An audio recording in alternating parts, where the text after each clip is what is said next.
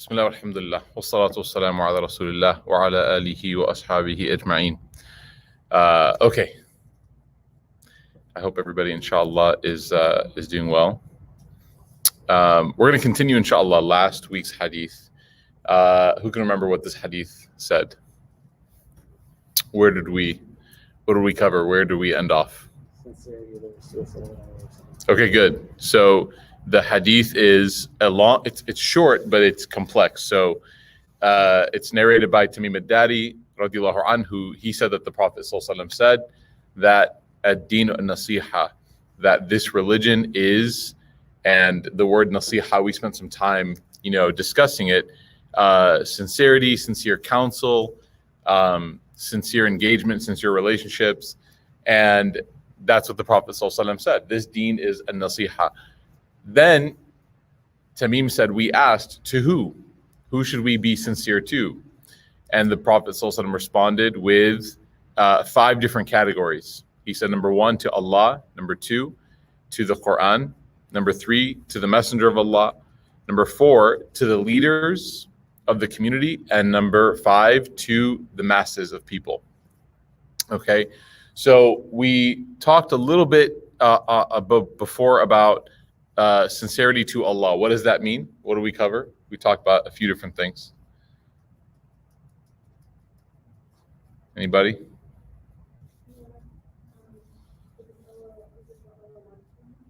Okay, yes, good. So being able to sort of navigate life by using this question or this prompt to is this what Allah wants from me? Okay, what else? What else does it mean? Doing it solely for His sake. Yes, right? So to be able to make sure that you're not engaging in any sort of worship or virtuous act with any ulterior motive, that sincerity is the key. That if I'm doing this for any other reason, then this is something that's not going to be ultimately for my benefit, right? The only reason why I pray or I fast or give charity or anything has to be for Allah. If my intention sways even in the least bit, then that's going to be something that's going to derail me in my relationship with Allah. And I need to make sure that I'm constantly checking that, right? Because it's natural. Human beings maintaining 100% sincerity is impossible. But the goal is not to maintain necessarily, but to keep an eye on it, to constantly be checking for it, okay? Okay, what does it mean to maintain sincerity with the Quran, with the Book of Allah?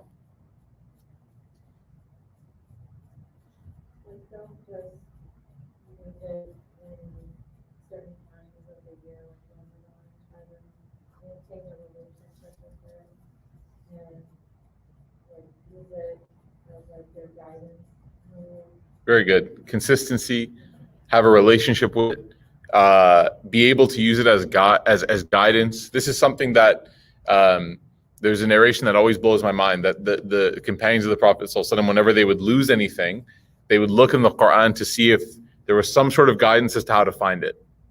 So, I don't know, you lose the keys to your car, you lose the remote, or things that we lose.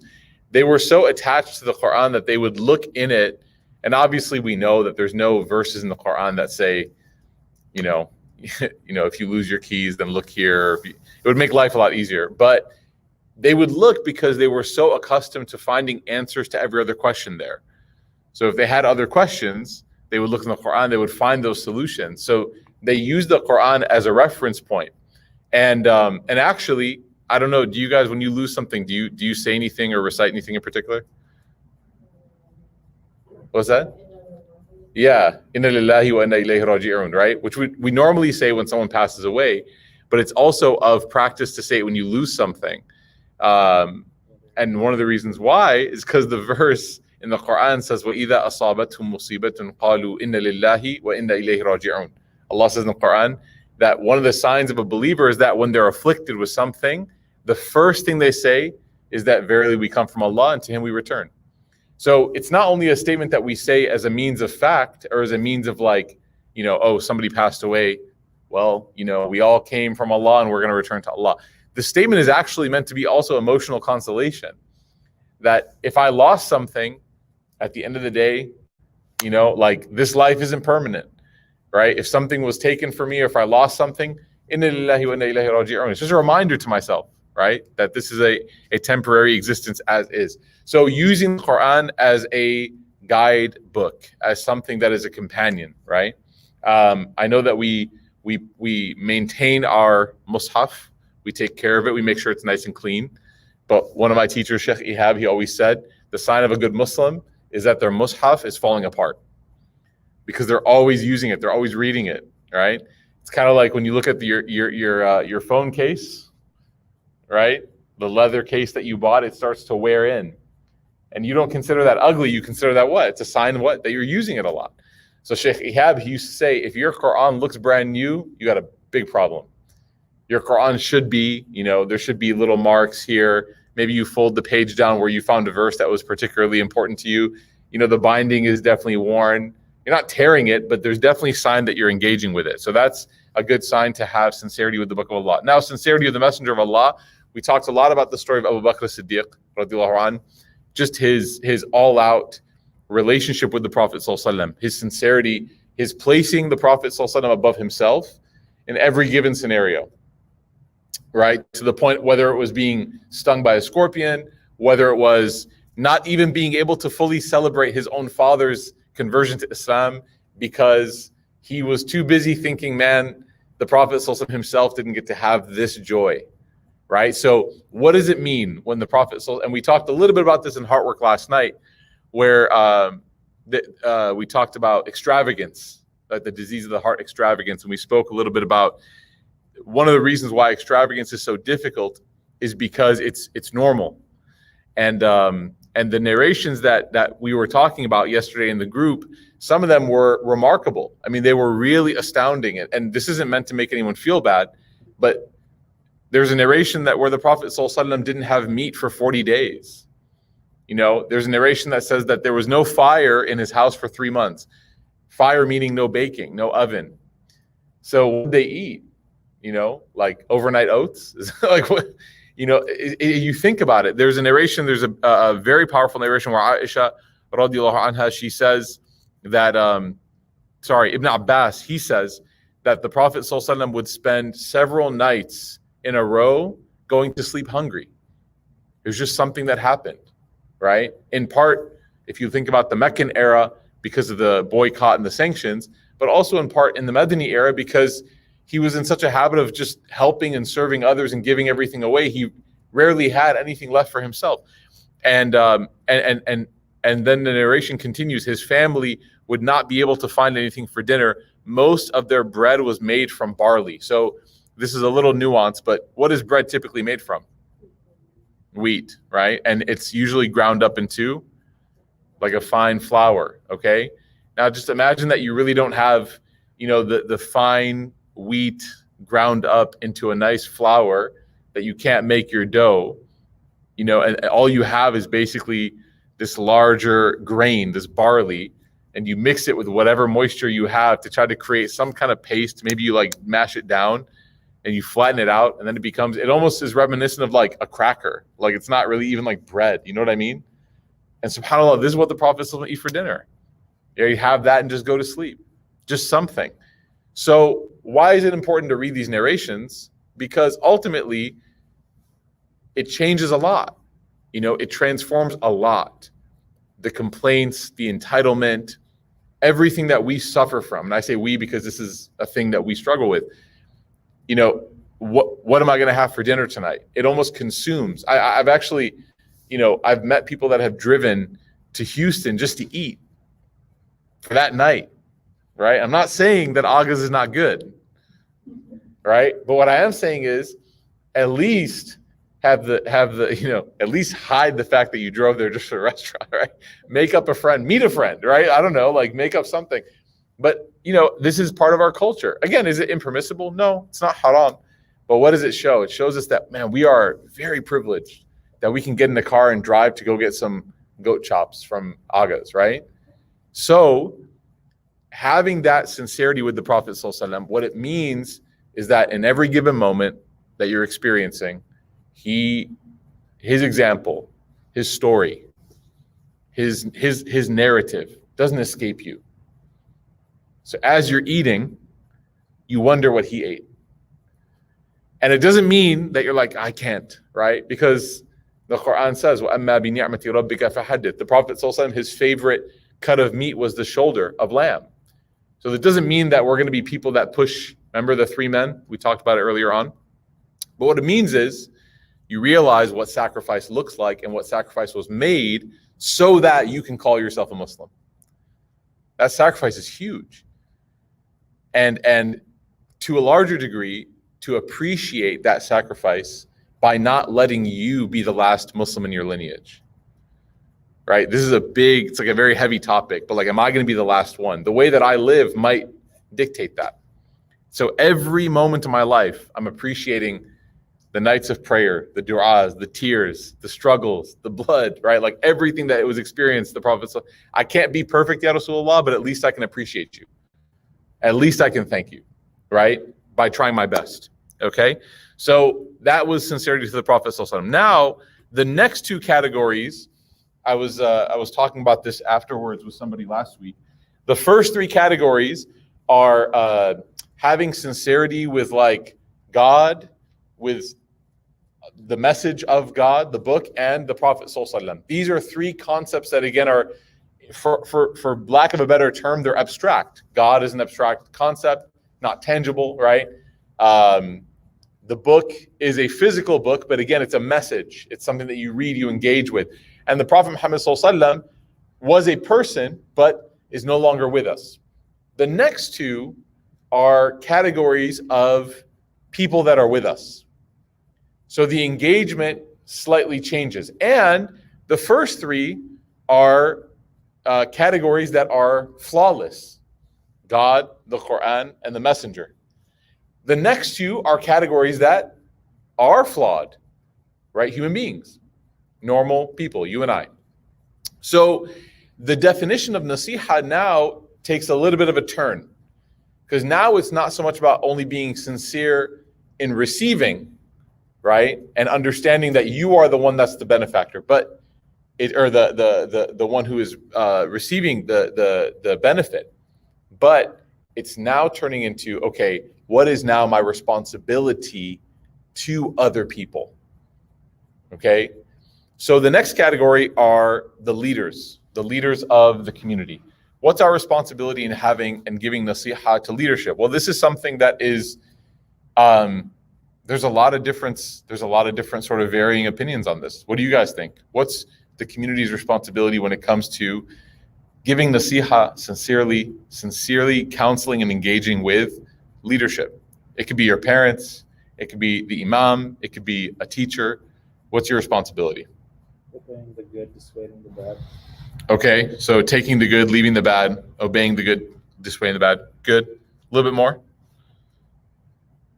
This is kind of going outside of that. For non-Muslim community, being a good Muslim, being a good person, and kind of being the ambassador for the religion and the way, and then that just tells them how much of a sincere person they are. I think that's a way to be sincere. Okay. Being a good Muslim. Okay. But what about specifically when it comes to people with authority over us? What do you mean? Especially when weighing what expectation of leadership is expected from the person. Okay. So, and this is good. I like this conversation. So what expectations do we have? And this is something that when it comes to leadership, right, it's interesting because we use the term leader, but then the word, we have expectations of you as our leader. It's something that's very interesting because it means that the leadership is not unconditional, right? That there are protocols, there's parameters. And if those protocols and parameters are not met, then the leadership is deficient. It's not quite leadership, okay? So if the king or the queen is not taking care of their subjects, how long are they going to be king or queen for? Okay. What else? Think about your parents.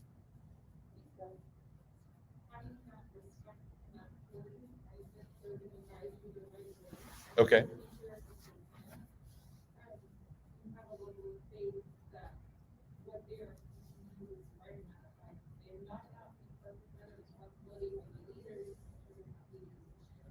Okay.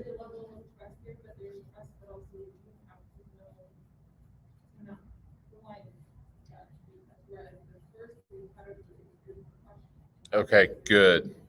The first three categories, there is what we would call blind trust, aka faith. Okay. The second, or the last two of the five, there's a reciprocal relationship. Now, how many of you have ever been in a subordinate position and then become a leader in like a realm of your life? Anyone here ever been like an intern and then become a manager? Or you were a child and you became a parent? Okay. What realization occurs in that jump? When you're a subordinate, what do you think of leadership? They know everything. Huh? They know how to do everything. Okay, so maybe you have good thoughts, right? That's actually nice. He said that you think that they know everything. Usually what I hear is they don't know anything. They don't know anything. Like the bosses are so dumb, they're so out of touch, parents have no clue. I mean, how many of you as children looked at your parents and you were like rolling your eyes? Yeah, not disrespectfully, but just like, come on, right? And then you have children and you're like, oh, right? And then you become, you're the one that's on the team. You look at your supervisor and you're like, you have no idea what you're talking about. Then you become a supervisor and you have a team and you're like, God, this is so hard. I kind of wish that I wasn't in charge of anything anymore. So it's interesting because what you mentioned, you said that there's almost a responsibility on both sides. And see, Islam is so incredible because everybody has rights, but everyone also has responsibilities. So the right of the person who is, well, it's kind of weird to say right, but the responsibility of the leader is to lead and to take care and to facilitate for the good of the people that they are in charge of. And that inevitably is going to lead to disagreement. The people that are being led, the people that are being taken care of, there's going to be difference about how things should be done. And that group is going to raise their voice. You're going to have some that agree, some that disagree, and then you're going to have variance in between. Sorry, I didn't mean to, I know variance is kind of like a trigger word. You're going to have a spectrum, right, in between, okay? So what this is teaching us is that absolutely, as a Muslim, you absolutely have the right to provide naseeha, sincere counsel and feedback to those people that are in charge of you. You absolutely do. However, there are other texts within the Quran, within the Hadith, that talk about obedience to those in charge, following those who are in charge in leadership roles. Why are both conversations important? Why didn't Allah just focus on one? Balance? In what way? In the way that if a not good person is a leader and he has all the power, and then there's no right for holding him accountable for having that power, then it becomes an unhealthy relationship and an unbalanced relationship. Okay, if there's no checks and balances, then ultimately the person who's in charge, how are they going to be stopped if they do engage in things that are in fact harmful? Okay, so it's important to have one side, but the other side is that Allah Ta'ala addresses leadership and says what? That this is an amana, this is a trust, this is a responsibility, mas'uliyah. This is something that you will be asked about. Every single person that you are in charge of on the Day of Judgment will have a case with Allah either for or against you. So it's scary because on one side, leadership is seen as a privilege. But then Allah reminds us, no, it's actually a very heavy burden. And that's why after the Prophet ﷺ passed away, when they were trying to determine who should be the next leader, it was actually utter chaos. Islamic history is profound. It's fascinating. The Prophet ﷺ passed away. He came to unite two tribes, Aus and Khazraj, in Medina. Those are the two tribes that were warring with each other, and he united them, brought them together, and they became, as Allah described them, brothers, right, and sisters. It was a short 13 years that the Prophet ﷺ was with them, and then he passes away. Now, you would think that a decade plus would allow these people to kind of carry on the legacy, right, of what he had taught them. But tribal instincts, they're very difficult for people to conquer, right? Everyone who was born and raised in certain cultures, and when it's time to plan their own weddings, they're like, I'm never going to do it that big. And then it's time to plan your own wedding. And it's like, yeah, Shah Rukh Khan's on the guest list. Yeah, so what, right? Like, it gets wild. Even though there was a lot of criticism of elder generations for the way that things were done, but things are replicated, right? So anyways, it's tough. It's tough when things are tribal to get rid of them. So what happens is these two tribes, they just start pulling apart now. And they start to say, okay, we'll all still be Muslim, but why don't you have your leader, we'll have our leader, and we'll go our separate ways. So Umar, radiallahu anh, he hears this, and he gets very concerned. He rushes and gets Abu Bakr as-Siddiq radiallahu anh and says, look, you have to be in charge. Abu Bakr's first response is no way. Because leadership is never something that is sought. He goes, no way. I don't want to be I don't want to be responsible for all this stuff. He said, Omar said, you don't have a choice. You're the only person that when everybody looks at you, they all unite under you. Abu Bakr said, are you sure? Omar, he asks, everybody, will you accept him as your leader? Everyone says yes. The whole crowd goes, yeah, definitely. Abu Bakr, definitely, for sure. If he's a leader, we'll accept him. Omar was like, there you have it. You're the one. Okay? Now, Abu Bakr, when this happens to him, he doesn't schedule a parade. He doesn't start building his palace and his throne. He doesn't do all this. You know what he does? He turns to Allah in a moment of solitude. He opens his hands to Allah and he makes dua. You know what dua he makes? Oh Allah, make me better than what they think of me. These people think so highly of me. Make me better than that. Because they don't know about me. They don't know my flaws. This is a leader. He's a true leader. He understands the weight of his leadership and says, I know that these people think I'm here, but I think I'm here. Make me able to live up to their expectations and hide from them the mistakes that I have. He knows himself, right? He knows himself, subhanAllah. So leadership, we have absolutely a right to be critical, but at the same time, we have to have empathy. Because the moment you step into a role of responsibility, you learn very quickly that it's not what you thought it was. It's not as easy as you thought it was. Now, does empathy mean that there's no accountability? No, of course there's accountability. With leadership, with authority, comes responsibility, comes accountability. But just because you have accountability doesn't mean you can't be empathetic.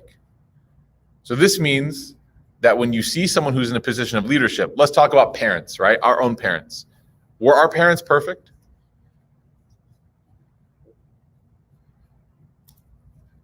It's easy. It's uncomfortable, but the answer is no. And the reason why we can say that comfortably is because no one's perfect. Do our parents make mistakes? Yeah, sure.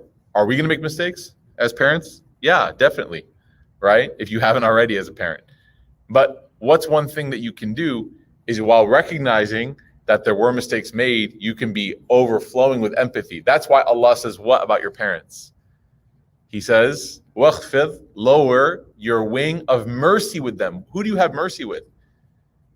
You have mercy with somebody that maybe didn't do things perfectly, but they did their best. So your parents were your leader their entire life. They were your leaders. And now that you're older and you're able to see, I don't think I would have done that way. I don't think that was the right way to do that. But instead of holding their feet to the fire, demanding answers, canceling them, right? You have mercy with them. And maybe if the opportunity arises, maybe the way they raised you, you don't want them to raise your sibling like that. And so you can kind of get in there and shift the flow of the river, so to speak. You can get in there and kind of like, hey, this didn't work. I'm telling you it didn't work. So why don't we change? And you know what? There's a lot of younger siblings. Anyone here the eldest? You realize how much trailblazing you did? You look at your younger siblings and they're like, life is so hard, you have no idea.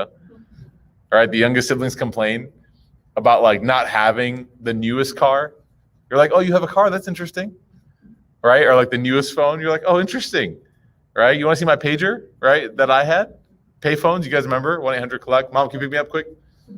You hung up before? Okay, that's just what we used to do. So you trailblazed as elder siblings, and you were able to provide that feedback to your leaders, your parents, but only in a way that was with empathy, that changed then the course. So the Muslims have a responsibility to be sincere with their counsel to the leadership of the community, but that counsel should never be bereft of empathy.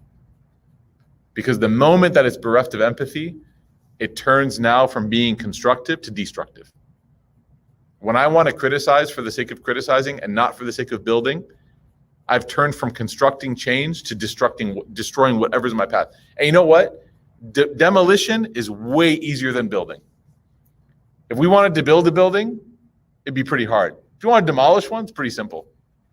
So anybody can criticize. Anybody can point and say, they're wrong, they're wrong, they're wrong. But how many can say, that's not quite right, and here, I think, is a way that we can make it better and actually construct.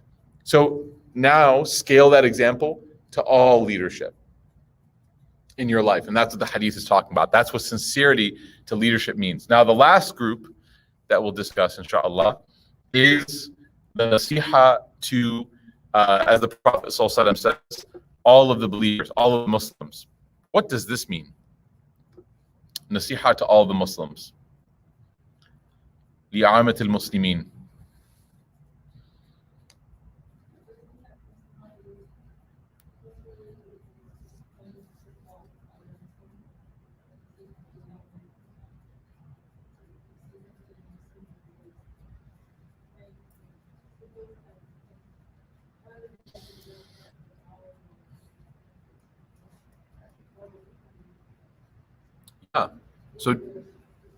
So just like there is two sides to the coin of giving counsel to leadership, right? That every person has a right to give counsel, and leaders should be open to receiving counsel. However, there should be empathy when giving counsel, and there should be openness in receiving counsel, right? So you see how there's that. It doesn't work if one side is closed. So when it comes to offering naseeha for people, and the Prophet ﷺ is saying, look, this is part of our religion. This entire engagement of helping people and counseling each other, it's part of our religion. So if a person exists, and ask yourself, be honest, and I'll be honest with myself, how many of us are open to receiving advice? Like, how many of us people think, imagine when your friends think about you, how would they rate you 1 out of 10 being open to hearing feedback? I know that for me, it's a struggle sometimes. And there's always, I have a very analytical mind. So for me, it's like I can come up with 1,000 reasons as to why that happened the way it did. And I can explain it to you, as opposed to just sitting silently and saying, okay, let me hear this out, right? So naseeha to the believers, between the believers, is something that the Prophet ﷺ said has to happen. Now, what Sidra's saying, which is very important, is that there is an etiquette. Actually, you can say there's an art to it. There's an art to giving, and there's an art to receiving. Okay, let's start with giving. What are some of let's start with receiving. What are some ways that you can be better at receiving naseeha from people? Be a good listener. Be a good listener. What do you mean, honey? I mean, when someone comes to you, you have to be humble enough to first of all listen to them quiet. Because those are the jump in and you would like to give their opinion. Mm-hmm. So just having that humbleness to let the person finish what they're saying, I think, desires. Very good. Number one, humility, the ability to listen. A lot of us can't even listen. Like, to sit there and listen to somebody for 10 minutes criticize you and not say a single thing. And then there's the fake listening, which is silent, but mind is racing, responding to everything. Then there's real listening, which is quiet, just listening and just accepting everything. And you know what's crazy? My dad, subhanAllah, my dad taught me a really powerful lesson about this. My dad, he taught me, and he said, because I always used to get in trouble at school. And I used to come home and complain to him. I'm like, it's not fair. Like, these teachers are this and that and whatever. And he said something to me that I'll never forget. Abdurrahman, it doesn't matter what you think. perception sometimes is more important than reality. So you could explain away everything, and you might have the perfect justification in your mind, but perception sometimes is more important than reality, which means what? You may not always have the chance to explain why or what you did, right? Now, we don't let this consume us to the point where we make sure, okay, well, I can never appear imperfect at all, right? We don't let other people's perception of us dictate our decisions all the time. However, we also don't just completely say, forget you, I do whatever I want. Because a lot of times when we're receiving feedback, while we're able to justify and explain it, the question we have to ask ourselves is, how am I even presenting myself? If this person feels, and by what they see or what they hear, what they read or whatever, by how they engage with me, they feel genuine concern about what I'm doing, it doesn't matter if I have a reason for it. What is it about what I'm doing that's allowing them to feel that way? You know what I mean? Like there might be people that say, have you guys ever had a friend reach out to you and say, hey, are you upset with me? You guys ever had it before? Did I say something wrong? And you're like, no, what are you talking about? And they're like, yeah, you've been really distant. You haven't responded to text. You haven't called. Are you sure? Is everything okay? You're like, yeah, I've just been busy. Your reason is really good. I mean, you've just been busy, right? But have you ever thought about, man, how could I let them get to that point? Abu Hanifa one time has a story. It's really powerful. A person came to his house and asked him for money. And he started crying. And he said, and Abu Hanifa started crying, and the person who asked him for money apologized basically. I didn't mean to put you in a tough spot. Maybe I'm asking you for money. Maybe you don't even have it. I'm sorry, I don't mean to.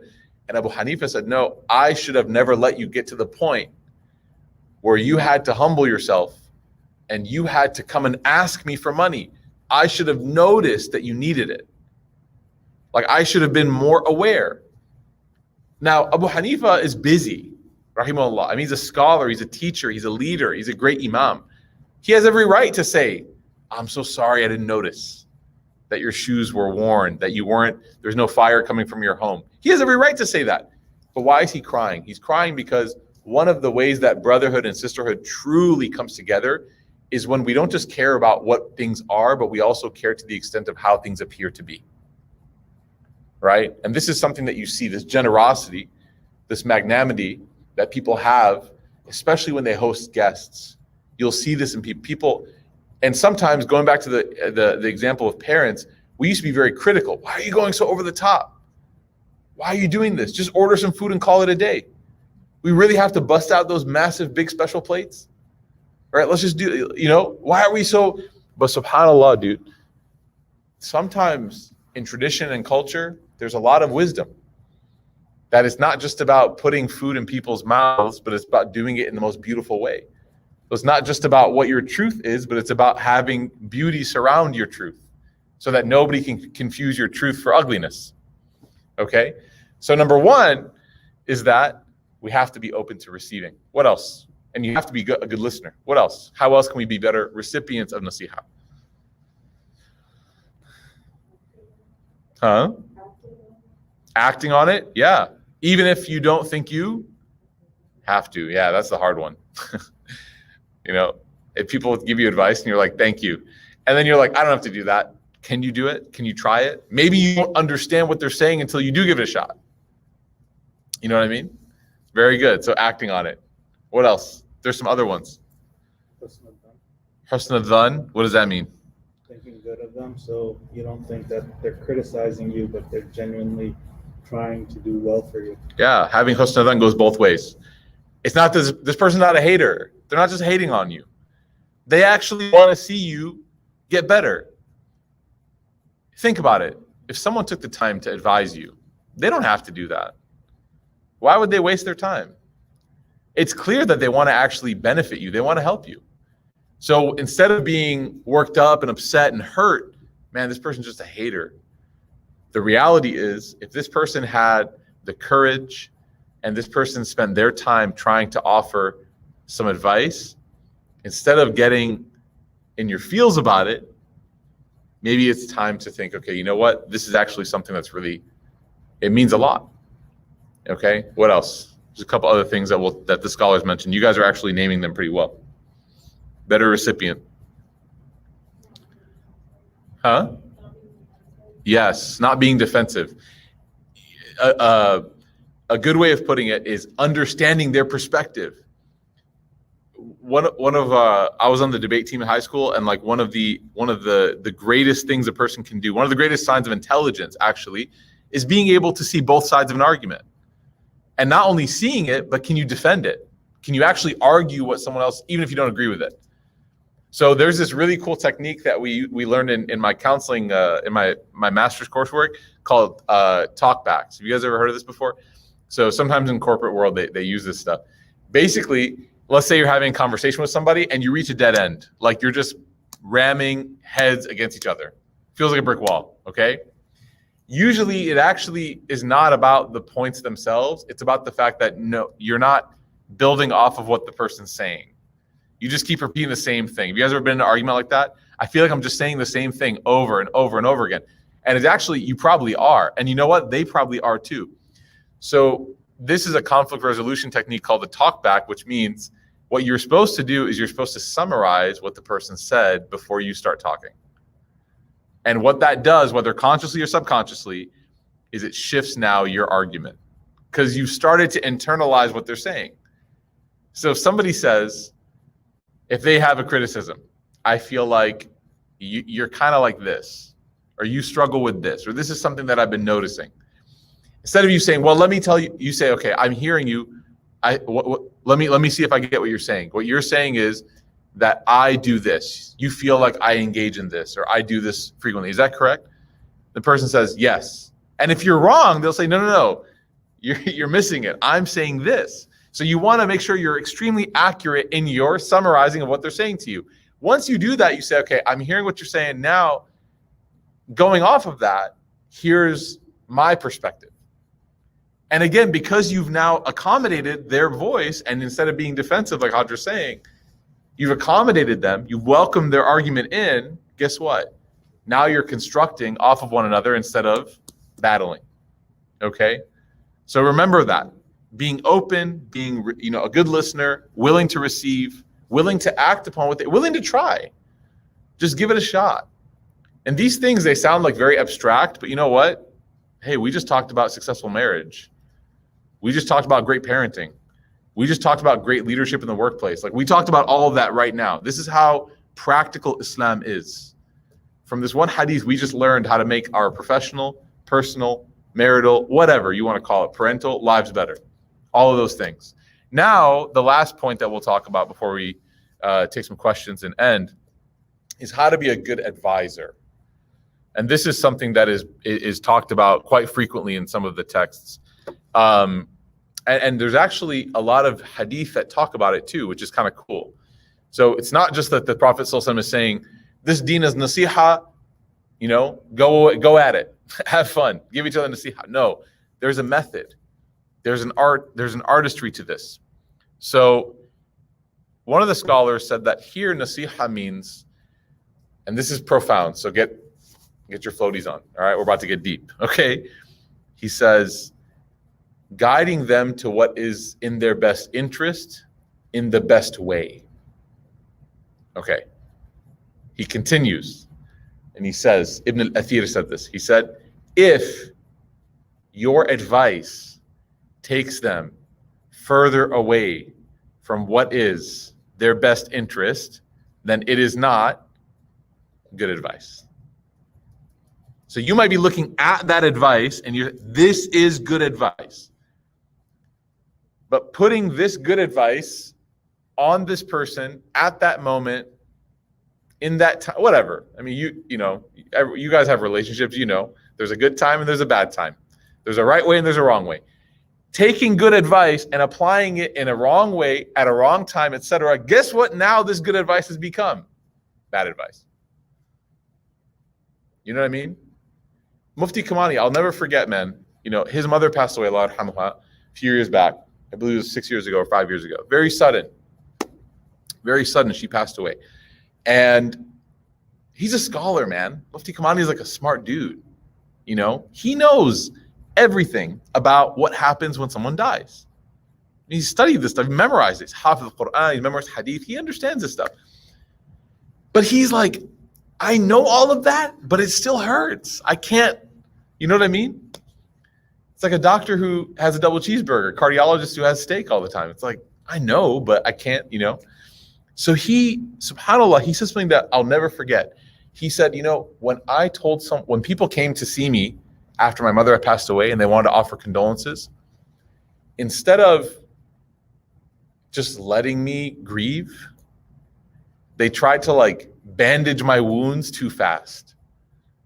You know, instead of allowing me to grieve that my mother passed away, he said they would just tell me, oh, be patient, it'll be fine, you know, all this kind of stuff. And he's like, I know the verses they're quoting, I know the tafsir of those verses, I know the hadith of what they're telling me, I know all the commentary, they're telling me, I'm not disagreeing with it, but it's the wrong time. You don't tell someone whose mother just passed away, you'll be okay. That's not what they want to hear at that moment. So I asked him, I said, what helped you? What did somebody say that was the right thing? You know what he said? He said, when they told me stories about my mother. He said, that was the most beautiful thing because it allowed me to kind of process and grieve and cry and laugh. You know, it allowed, and the reason I'm sharing this, right, because he shared this before in his lectures, I know it's live stream and stuff, is because they're using Quran and Hadith. There's no doubt that this stuff is right. But man, even when you use Quran and Hadith at the wrong time, you're doing a disservice to it. So naseeha, it's like placing something very gently. Okay, so that's what Ibn Athir says. It's profound, right? You might say the right thing at the wrong time, and you've actually said the wrong thing. So rule number one when you give advice, be smart. Scope it out. Okay, look at the situation. Check things out a little bit. And make sure that, ask yourself, if I do this, is this going to backfire? Right? Now, sometimes you don't know, and you just have to say Bismillah and go for it. But there are often times where you may know, okay, you know what, there may be a better way to handle this, inshallah, okay? Ibn Rajab said, you have to check your heart. The one who's advising has to check their heart. Now, we just talked about being open, not being defensive, but the one who's advising also has to make sure what? I'm not just trying to slam this person in the face. This isn't me doing a touchdown celebration. I proved them wrong. You're bad. I'm good. Look at how much I know over you. That's not what it is. Ibn Rajab said, if in your heart there is anything other than love for your brother or sister, don't do it. Don't do it. And he says in the commentary, because people will be able to feel your rancor and your animosity in the absence of where there should be love and mercy. See, naseeha, the fuel for advice should always be love and mercy. If the fuel of advice is anger, animosity, jealousy, hypocrisy, whatever, people can feel the fuel, right? Just like you can't see the fuel in your car, but you can smell the gasoline. So people can detect, this person's advising me, but this doesn't sound like sincerity. Sounds like anger. Versus somebody who really wants the best for you. So that's the other thing. The other condition that they mention is that you should never advise somebody. He mentions to put them down, and then he further includes in public. Advice should never be given in public. Okay, there are like 1 out of 1,000, 1 out of 1,000,000 opportunities where public advice is the right way to do it, but it's 1 out of 1,000,000. It's very rare. Okay, it's exceptionally rare. Okay, so it should be given in private. And yeah, I mean, the end summary that is mentioned here, Ibn Hazm says that you should first try to give hints. You should first try to do it privately. Even in private, you should try to give hints. Don't be blunt, he says. And then he says that unless the person just doesn't get it. Like they're just like, right? Then he says you can be blunt. But he says you should still be private. And if you go beyond, you should apologize while being direct. So maybe you have to be more direct, but you should surround that with your apologies. Ibn Hazm says, okay? And then lastly, this is really powerful, subhanAllah. If you give advice, you should be willing, you should have the energy and be willing to be that person's companion as they see it through. So it's not just about saying like, hey, you should do this. I'll never forget, not Imam al-Ghazali, the classical one, but a contemporary Egyptian scholar, Muhammad al-Ghazali. He's a scholar of tafsir. Someone asked him one time in a dars, they said, what's the ruling? What's the state of a person who doesn't pray? What should we do with that person? Like how should we advise them? And his answer was, take them with you to the masjid. Like pick them up, take them out to eat, go pray with them. Notice how his answer had nothing to do with theoretical advice or distant advice. It was what? We're going to go eat, we're going to go pray, right? If you don't have the courage and the time and the wherewithal and the bandwidth to see it through, then maybe you're not sincere. Maybe it's just kind of like, I'd rather just give it from afar. That doesn't help anybody, right? So it requires, and that's brotherhood, that's sisterhood. That's what it really comes down to. So this hadith, man, subhanAllah, is so short, but it ended up taking us 2 sessions. And really what it does is it encompasses what true sincerity is. Sincerity to Allah, sincerity to Quran, the Prophet ﷺ, but also sincerity to each other. And what it really comes down to, sincerity ultimately, is trying to be the best in every relationship. With Allah, with the Quran, as a follower of Muhammad ﷺ, as a person who is being led, and also as a brother or sister to somebody else.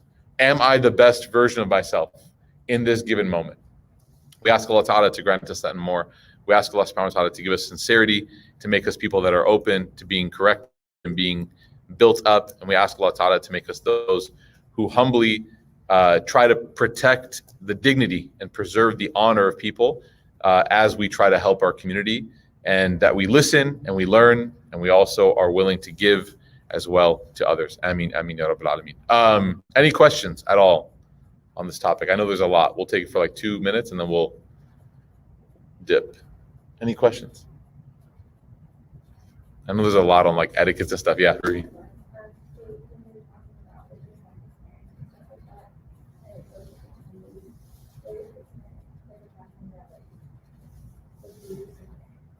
Sorry. Yeah. This is important, okay? So in Islam, we have these general rules. Obey your parents, okay? Be good to your parents. Do your best, this and this, right? However, in Islam, in Sharia, in Usul, in everything, Allah and His Messenger always built in exceptions, okay? These exceptions are themselves are not rules. So they are literally exceptional, right? But they are allowances and concessions for people in certain circumstances that are not meant to be the norm, but also realizing that not everyone has the same situation. So there's a threshold of what we might call normative relationships with a certain level of acceptable dysfunction. Let's say plus or minus 10%, okay? Acceptable dysfunction meaning what? Is it normal to get into an argument with your spouse? Married people? Yeah. Is it normal to get into an argument with your parents? Yeah, it's normal. Do you guys ever get into fights? You guys ever? Yeah, it happens. Even with your friends. You guys ever get into arguments with your friends? Okay. Were you able to discern what was normal and what was abnormal? What was functional disagreement and dysfunctional disagreement? Yeah, hopefully you didn't have to experience the second one, but if you ever do, then you know. Okay, you know what? This is a little bit outside of the pale of what's normal. So that goes back to now, if a person experiences in any of their relationships what we might call dysfunctional or abnormal treatment in the category of abuse, then those responsibilities that person was told to uphold are also now at question. They're also conditional. Okay? Jazakumullah khair. They're also conditional. So what does that mean? Parents are due respect, love, reverence, whatever we can, the best we can do. وَبِالْوَالِدَيْنِ إِحْسَانًا. Literally, the best we can do as children. Okay? Now, if the parent abuses the child, then Allah Ta'ala in the Quran also says in other places things like وَعْشِرُهُنَّ بِالْمَعْرُوفِ, general commands to live with goodness. If that goodness is removed and that amana is being abused, that trust is being abused, now the responsibility that people have to that person is now also in flux. Okay? An example of this is a wali that denies a marriage for what is considered a horrible reason. It actually happened, not recently, but it happened a few years back, I saw, where the parent just straight up said it because this person is a different race. They just said it. Like, it wasn't even like they said the quiet part loud. You know what I mean? Like, they didn't even try to hide it. They were like, I don't want you to marry this person because they are from a different race. Everything's great. Deen was great. Maturity was great. Great academic and professional career. Like, everything. Family was awesome. Just was a different skin color. So the sheikh that was there was like, well, unfortunately, you kind of just lost your wilaya. Like, you kind of, in the fiqh books say this, you kind of just lost your authority, because authority is never given to be abused. And if it is, then the authority is taken away. So you no longer have the ability to give your daughter permission now, because you just gave a really bad reason. Had you give any other reason that was a little bit more substantive, even if they disagreed, you might still be able, but no, you just straight up just outed yourself. So then that wilaya was given to the uncle. The uncle agreed with the father about the race thing. So then in classical books, the qadi, the judge, would be given that. We don't have judges here, so it would be put in the hands of the scholar, the one who's handling the case. And he became the wali of this sister. I saw it. Like, I saw this all happen. So that is to say that, now am I going to go walk around Dallas and say, hey, if you want to marry someone and your parents say no, just come to me. We'll get it done. You know, like, that's not, no, because there may be legitimate disagreement. There may be legitimate concern, right? I want to marry him. I want to marry her. Have you been talking to them? How long? We talked last night. It was so amazing. First time we met. Like, I just want to marry them. Or like, does he have a job or she have a job? It's like, no, but we'll figure it out. It's like, okay, hold your horses, right? And that person may be so blinded by their love that they're not able to see. And there's a lot of cases like that. But when it's purely an abuse of that authority, like in the case that I mentioned, exceptionally it's removed. So how do we then determine? Well, that's where one-on-one conversations have to happen. So we never advertise the exception, because then people will incorrectly apply it to themselves. And if you're in like healthcare, or if you're in any sort of like specialized field, like, you never try to advertise exceptions to rules, because why?